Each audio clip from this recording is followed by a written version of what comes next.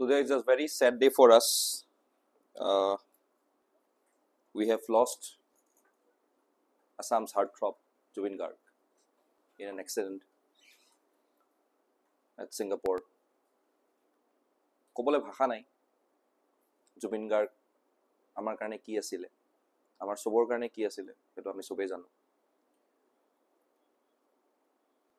তেখেতৰ ইমান ছাডেন যিটো death, it's total not acceptable at just a very young age of 52. Even মই কোৱাৰ লগে লগে maybe আজি মোৰ ইয়াতে গা হিয়ৰি গৈছে. That is the connection that we have with Jubin Garg. And definitely আমাৰ গোটেইখিনিৰ কাৰণে, আমাৰ অসমীয়া ছ'চাইটিটোৰ কাৰণে, আমাৰ অসমীয়া মানুহখিনিৰ কাৰণে Zubeen Garg was a person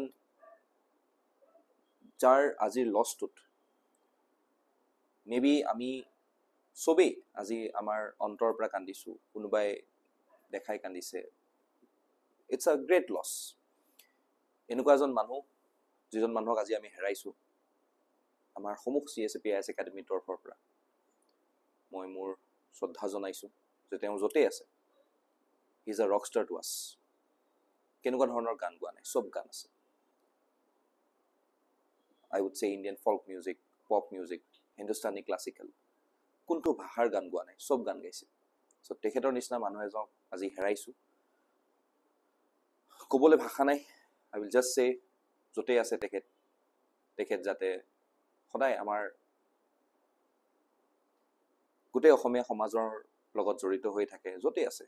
আৰু তেখেতে সদায় মই তেখেতৰ আগন্তুক যিটো তেখেতৰ ফেমিলিৰ এটা ষ্ট্ৰেংথ দিবলৈ মেবি আজি মোৰ ক'বলৈ ভাষা নোহোৱা হৈ আছে, কাৰণ মই ক'ৰবাত নহয় ক'ৰবাত I am deeply lost.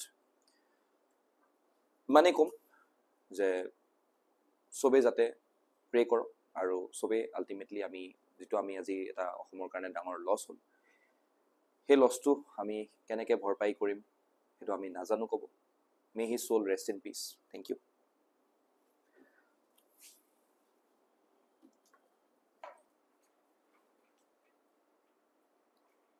It feels like a personal loss.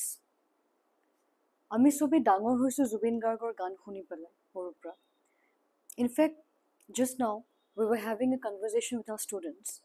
আৰু জুবিন গাৰ্গৰ যিটো ইনফ্লুৱেঞ্চ হয়, জাষ্ট এজন ছিংগাৰ হিচাপে নহয়, এজন ব্যক্তি হিচাপে তেখেতে যিটো যিটো ইম্পেক্ট এৰিছে আমাৰ মাজত, সেইটো জাষ্ট এটা এক্সাম্পলৰ পৰা মই জনাব বিচাৰিছোঁ, ক'ব বিচাৰিছোঁ।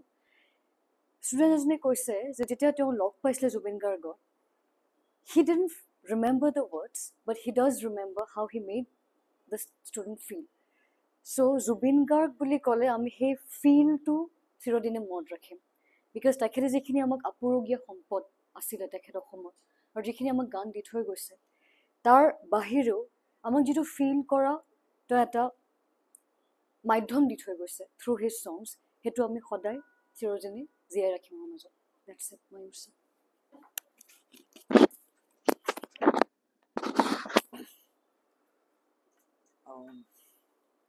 You have heard from the fellow faculties how this is a huge loss for not just for Assam, I would say for India.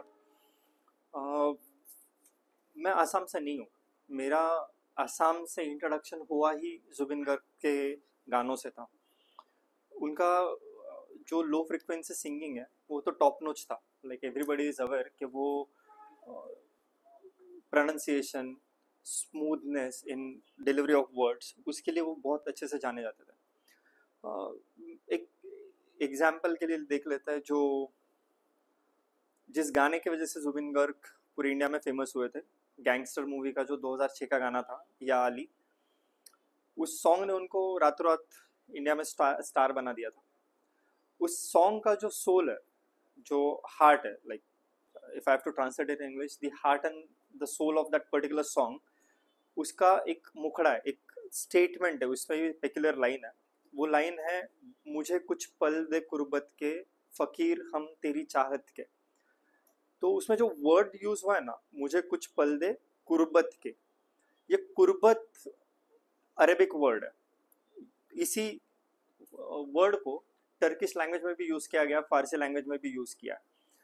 वो कुर्बत और उर्दू का वर्ड गुर्बत, ये बहुत सिमिलर साउंडिंग है। मतलब just to give you example, मैं यहाँ पे आपको बताता हूँ कि कुर्बत ये है, QURBAT, ये कुर्बत है। और जो उर्दू वर्ड है वो है गुर्बत, GURBAT।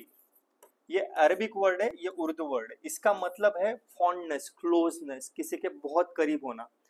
और इस गुर्बत का मतलब है एक्सट्रीम पावर्टी, एब्सोल्यूट डिप्राइव्ड जो इंडिविजुअल होता है, उस गरीबी को गुर्बत दर्शाता है। एंड कुर्बत इज अबाउट क्लोजनेस। उस सॉन्ग में जो वर्ड यूज हुआ है वो कुर्बत है। और ये इंसान जो असम से था, इसने इसका प्रोनाउंसिएशन इतना परफेक्ट किया है कि वो ना अरबिक साउंड करता है ना टर्किश साउंड करता है, लेकिन जो पूरे गाने का जो हिंदी एक तरीके से एक थीम मेंटेन किया हुआ, इस वर्ड के प्रोनाउंसिएशन से ही आप लोगों को, सभी को जिनको म्यूजिक की थोड़ी बहुत समझ है, उनको समझ में आता है कि ये इंसान कितना ज्यादा बड़ा था। सो मेरे पास वर्ड्स नहीं है to express what a loss it is for the culture of Indian music. We are deeply saddened and we extend our condolences to not just his family but all the fans out there. Thank you.